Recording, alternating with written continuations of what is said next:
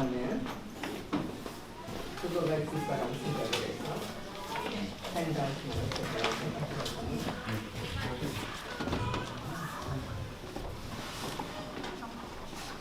네, 안녕하십니까.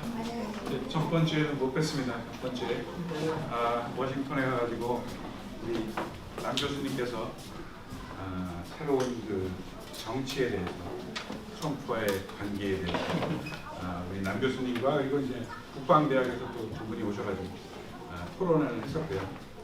오늘은 3.1절을 맞이해서 제가 특별히 오늘 이 자리에 오셔가지고 우리가 홍삼문명에 대해서 여러 번 살펴봤는데 그 홍삼문명에 대해서 실질적으로 이제 인하대학에서 설명을 해주시겠지만 옛날 고고학을 통해서 홍삼문명을 통해서 오늘날까지 이어오는 어떤 한민족의 전통에 대해서 학생들한테 교육도 해주시고 또 학생들을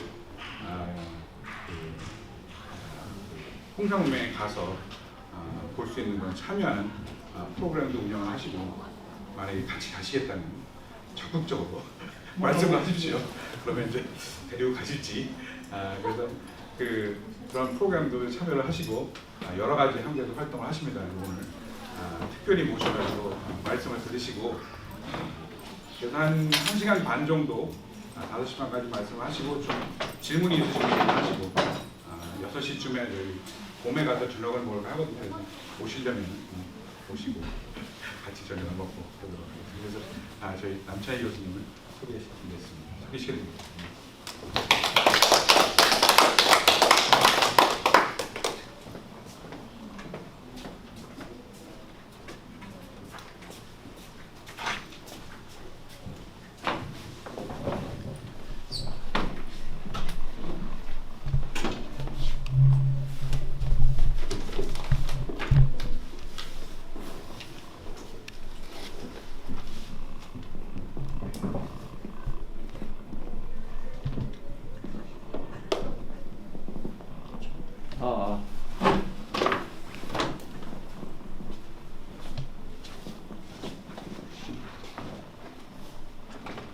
인사드리겠습니다.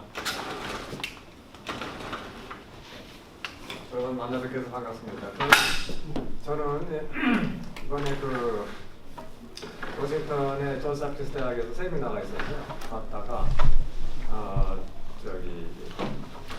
프린스턴하고 유펜, 그다음에 하버드 대학에 출장 일이 있었습니다. 내일 비행기 타고 하버드를 가는데 지나가는 길에 여기 김재남 선생님 대한사랑이라고 하는 그 역사 방법 단체의 위주 지역 일종의 책임자 역할을 맡고 계신 분인데 이 자리에 들어가지고 저희 대학에서 연구한 내용을 좀 소개시켰으면 좋겠다 이런 말씀을 듣고 왔습니다.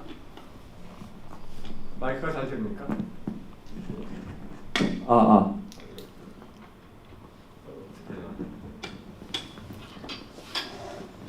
입에다 대고 하겠습니다. 아마 오늘 제가 소개시켜드린 내용은 선생님들께서 기존에 좀 들어보지 못하셨던 내용일 겁니다. 왜냐하면 한국에서도 인하대학이 가장 선도적으로 연구하고 있고 그 내용에 대해서 아직 상당한 반대 의견도 있는데 최근에 고고학적인 발굴 성과가 계속 나오면서 점점 이렇게 학계에서도 이제 관심을 갖고 있는 그런 상황이 되겠습니다.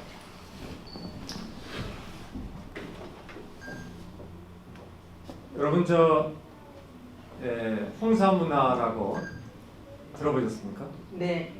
네, 들어보신 분 많이 계신 것 같은데요.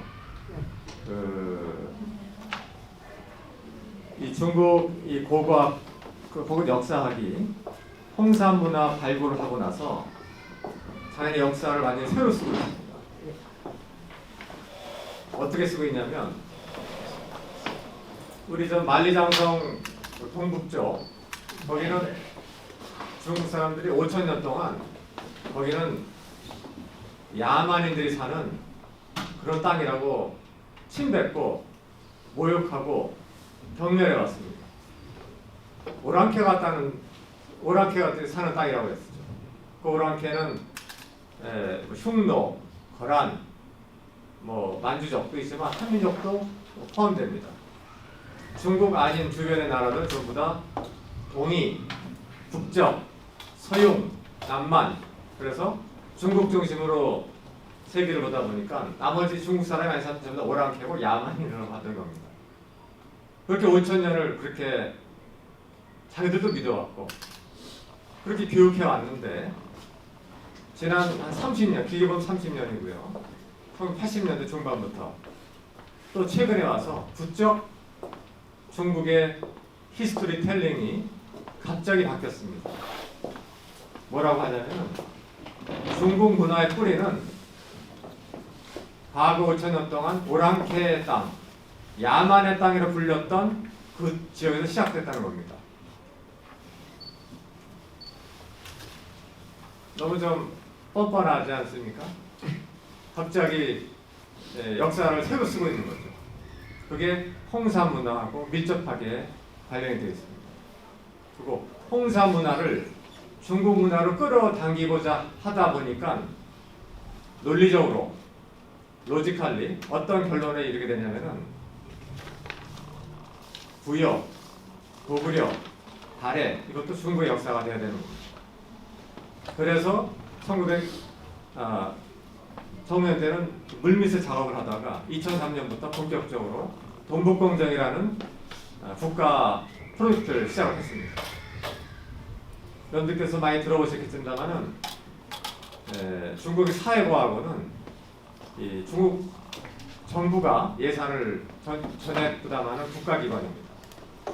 거기서 이제 동북공정을 시작을 했고 노무현 정부 때 우리 한국 정부가 강력하게 반발하니까 그러면 이걸 좀 수면 밑으로 하자라고 얘기를 했는데 사실은 지금도 중국 박물관에 가면 버젓이 고구려 발해는 중국의 역사라고 얘기하고 있습니다. 한국 사람이 갑자기 중국 사람이 되어버린 거죠.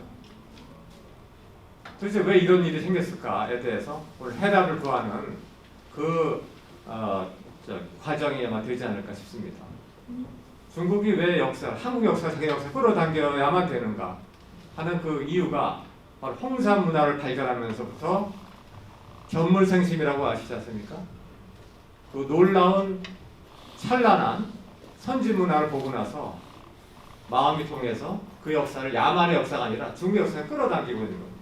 그런데 불행하게도 홍사 문화의 많은 특징들은 중원의 중국 문화하고 전혀 관련성이 없는 독특한 문화라고 하는 것이 점점 밝혀지고 있습니다. 그래서 오늘 보여드린 자료는 아마 한국에서도 새로운 거기 때문에 여기 미주에서는 더욱 새로운 것이고 오늘 3.1절 뜻깊은 시간을 맞이해서 귀한 시간을 할애해 주신 선생님들께서 아마 흥미롭고 의미 있는 시간이 되지 않을까 생각을 하고 동시에 미주 교포사회 2세, 3세들이 반드시 이 내용을 알아서 우리 할아버지, 할머니의 조상, 우리 아버지, 어머니 조상들이 아주 찬란한 문화민족이었다라고 하는 것을 자랑스럽게 자긍심을 가지고 살 수 있도록 하는 계기가 되었으면 좋겠습니다. 이 내용은 제가 작년 2월 달에 모스크바 국립대학하고 공동 세미나를 한 적이 있습니다. 왜 모스크바에 갔냐면 이 홍사 문화하고 우리 삼국유사 고조선조에 보면 석유, 환국이라고 하는 네 글자가 나옵니다. 옛날에 환국이 있었다 라는 기록이 있습니다. 이런 스님이 쓴 그 기록이죠.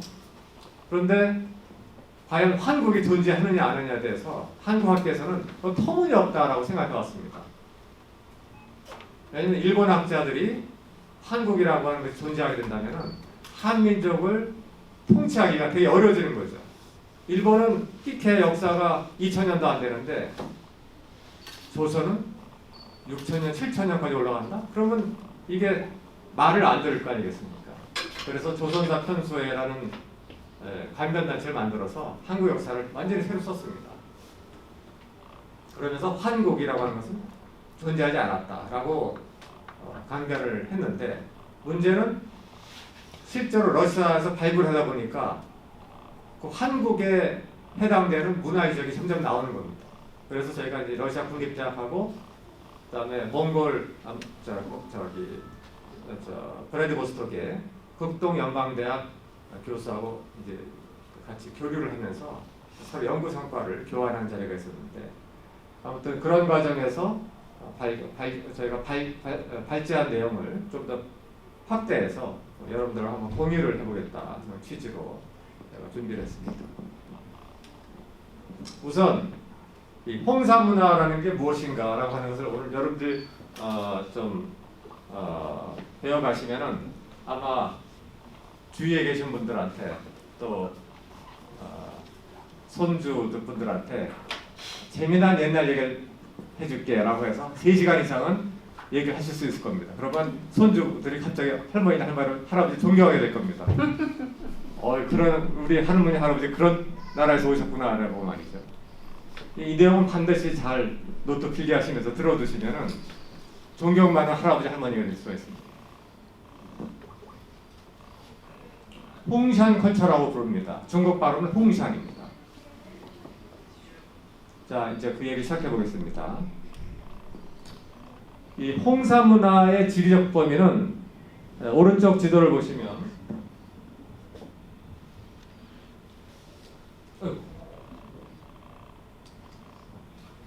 불 꺼야 되잖아요. 불 끄는 게 레이저를 쓰는 레이저가 가운데 큰 것. 땡큐.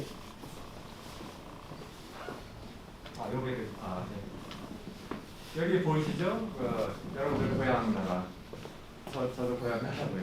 여기 요동반도, 여기 산동반도, 여기 국경이 여기쯤 있습니다. 그리고 만리장성은 이렇게 있습니다. 그런데 요 지역이 바로 홍사문화의 땅입니다. 다시 그러면 여기 북경이 있고 만리장성이 이렇게 있으면요. 만리장성은 중국 사람들이 자기가 인정한 국경입니다. 그렇지 않습니까?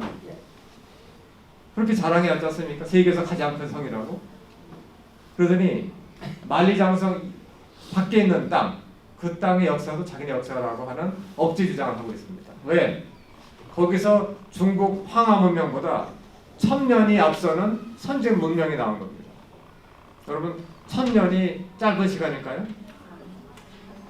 충격적으로 긴 시간입니다. 중국 고고학계가 발칵 뒤집힌 겁니다.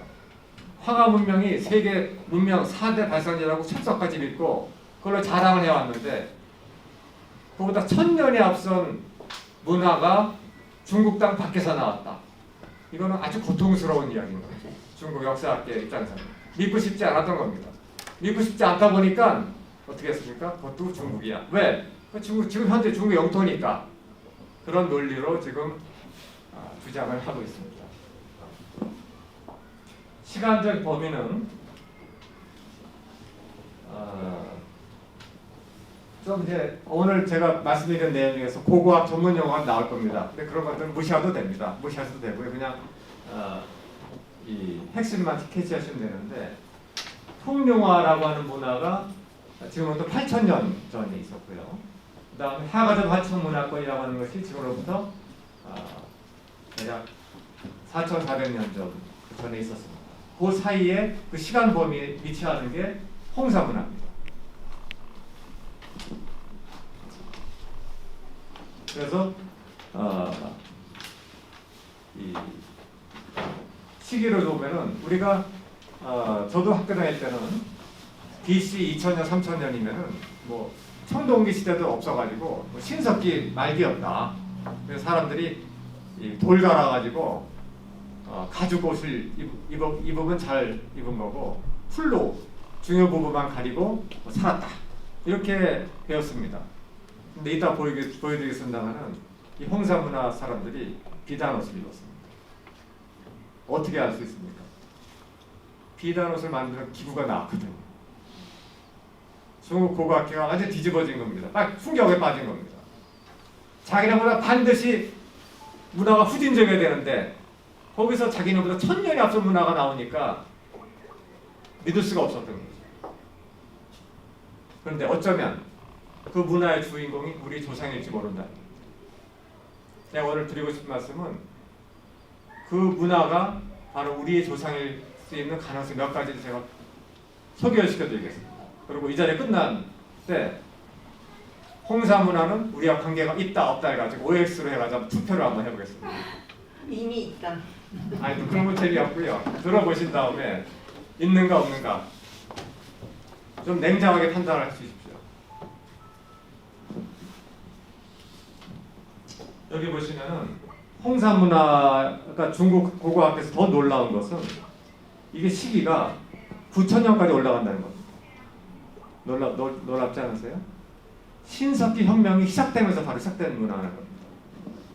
그래가지고 여기 번호 순서대로 소화서 문화, 흑룡화, 그다음에 여기 4에 3번, 4번, 5번에서 이게 시기적으로 쭉 이어지는 문화인데 이 문화들이 대체로 친연성이 있습니다. 친연성이라는 말은 뭐냐면 서로 관련성이 있습니다. 친연성. 친연성. 서로 이제 개통성이 있다는 거죠. 이쪽의 문화들은 이 중원의 문화들은 아주 이질적인데 이 문화들끼리 서로 상당히 유사하다는 겁니다. 그러니까 이것이 이 9,000년부터 BC 2000년까지 같은 세력이 일관되게 그 살아온 문화의 흔적이다라고 볼 수 있는 겁니다. 이 홍산 문화라고 할 때 홍산은 붉은 홍자를 써서 매산자인데 왜 홍산이냐면은 여기 저 왼쪽에 보시는 산, 저 산이 이제 홍산인데 그게 이제 바위산입니다. 그런데 그 철분이 함유되어 있는 바위이기 때문에 산소를 만나면 산화돼서 빨갛게 색깔이 변합니다. 저도 우리 답사팀에 가가지고 그 돌을 몇 개 주워왔는데 빨간색입니다. 그런데 특히 노을일 때 멀리서 보면 지평선에서 지평선 갑자기 뚝 튀어나오는 산이거든요. 그러면 아주 붉은 불이 붙어 있는 것처럼 장화만산입니다. 그런데 이 홍산 주변의 일대가 홍산 문화라고 흔히 얘기를 할 수가 있는 거죠.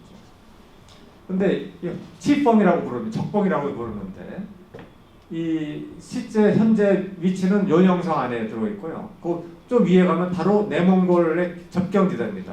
그래서 홍산 문화 그러면은 이너몽골리아, 내몽고하고 요령성이 겹치는 이 지역 일대인데 흥미로운 것은 오른쪽에 보시는 이 옥을 가공을 해서 유물을 남겼다는 데 있어서 홍사 문화가 특징이 있습니다.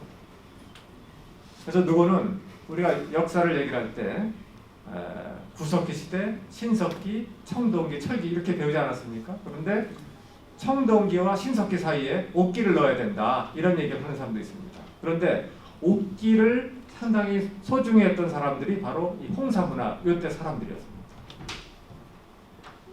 여러분 한번 보십시오. 지금 이 얼굴이 보이고 이 머리칼 같은 게 보이고 동그랗게 C자형 이게 옥으로 만든 용인데 이렇게 그 세밀하게 가공을 할 수 있었던 사람들이 중요한 부분을 나뭇잎으로 가리고 나무 열매 따먹었던 사람이었을까요?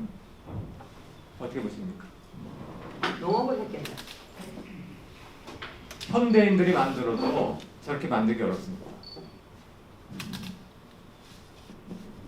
옥은 어디서 나와요? 이따 설명드릴 텐데요. 남록강 북쪽에 있는 땅에서 채취한 옥으로 만든 겁니다. 수화목을 썼습니다. 중국의 옥이 땅이었습니다. 그 다음에 이 홍사 문화의 특징은 무덤을 돌로 쌓아서 무덤을 섰다는 데 특징이 있습니다. 석관묘 혹은 석광묘라고 그러는데 사람이 싹 들어갈 정도의 크기는 관이니까 석관묘라고 부르고요. 거기에 관이 들어갈 사이즈로 무덤이 생겨 있으면 석광묘라고 그러고 그게 더 커져서 방처럼 크면은 석실묘라고 그럽니다. 고고학 용어에서. 그런데 석관묘 혹은 석관묘의 사이즈에 해당하는데 이렇게 옥기가 부정되어 있지 않습니까? 여기 저 해골이 있고 인골이 있는데 이렇게. 근데 중요한 것은 이렇게 돌을 겹겹이 쌓아서 이렇게 무덤방 혹은 뭡니까? 석과 내지는 석관을 만들었다는 데 특징이 있는데 이렇게 무덤을 돌로 쌓아서 만드는 이런 문화는 중원에는 전혀 없는 문화입니다. 중원 사람들은 그냥 땅에다 묻는 문화죠. 돌을 세로로 안 쌓고 가로로 이렇게 쌓는 거예요? 아니 세로를 세우지 않고요. 이렇게 층층이 쌓는